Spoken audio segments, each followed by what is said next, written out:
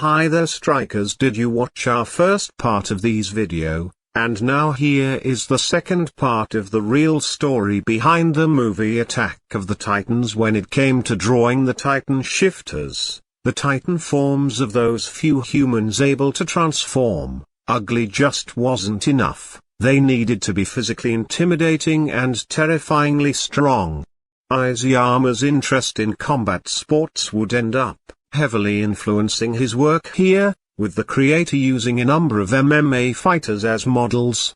There's a mixed martial artist I like named Alistair Overeem, who has this small face and developed trapezius that gives him a really intimidating physique, which is where I got their Beast Titan design from.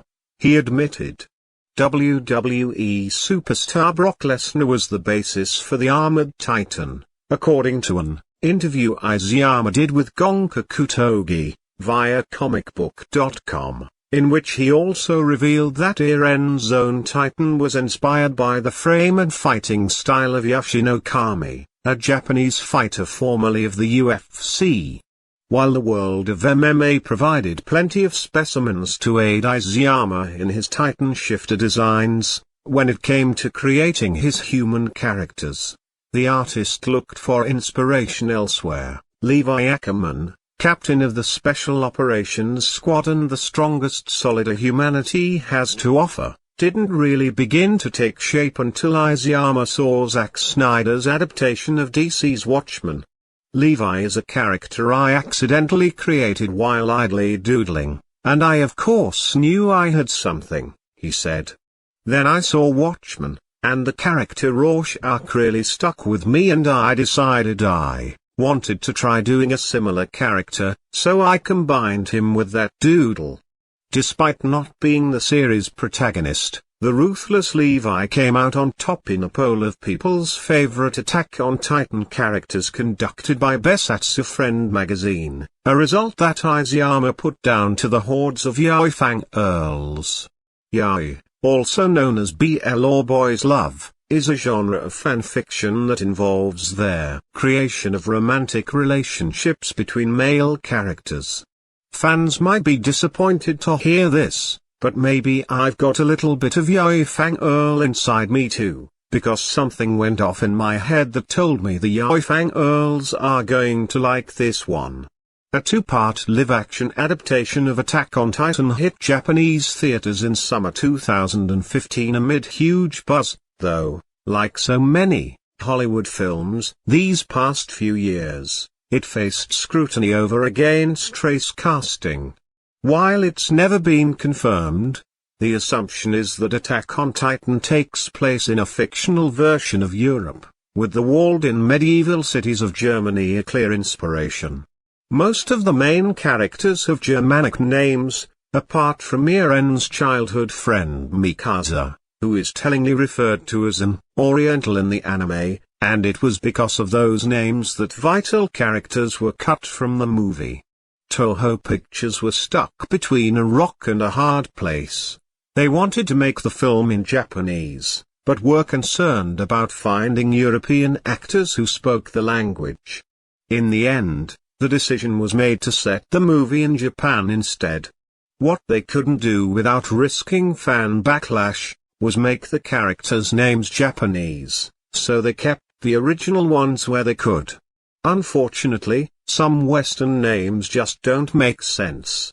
In the end, only a handful of names from the manga made it to the big screen, and many characters were invented for the films, which concentrate more on the relationship between Iren and Mikasa.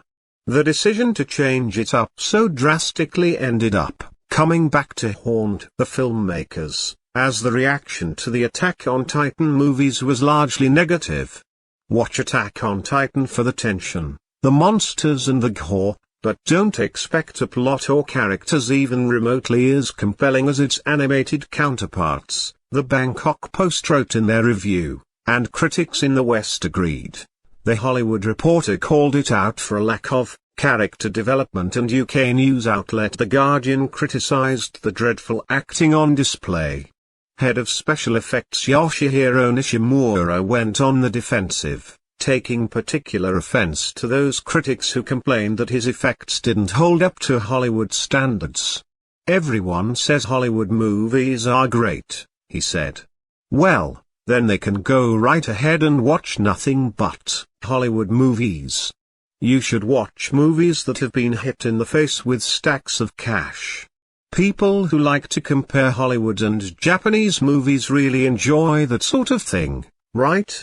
Director Shinji Higuchi also lashed out, publicly wondering who's the idiot who gave this guy an early release of the film after a critic called the plot and characters stupid and admitted to rooting for the Titans over the humans by the end.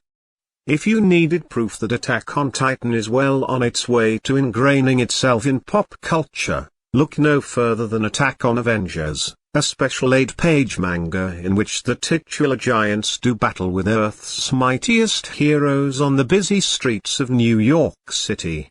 As the most vicious titans emerge from the ocean and begin devouring the people of Manhattan, the Avengers assemble and set about stopping the carnage, calling on the Guardians of the Galaxy for a little help. This was Marvel's first crossover with a manga property, and they chose to take the lead with it. While Izayama provided the plot outline, the story was actually written by C.B. Cebulski, with Marvel men Gerardo Sandoval and Dono Sanchez Almara contributing line work and color. It might look as though Izayama was unfairly muscled out of the creative process here, though in truth he was probably more than happy to leave the artwork to Marvel, as he's been known to doubt his own ability while working under pressure. Poorly drawn caricatures of Attack on Titan characters credited to Izayama have appeared online, with the poster claiming they were drawn at an autograph signing, held by the manga artist.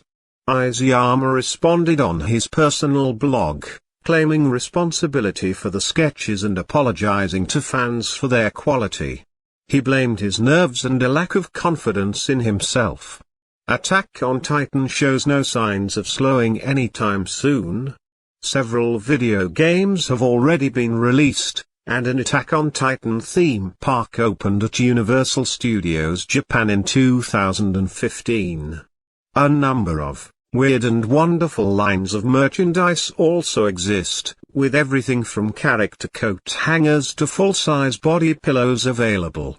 Most importantly, the franchise is strong where it counts, in the anime department.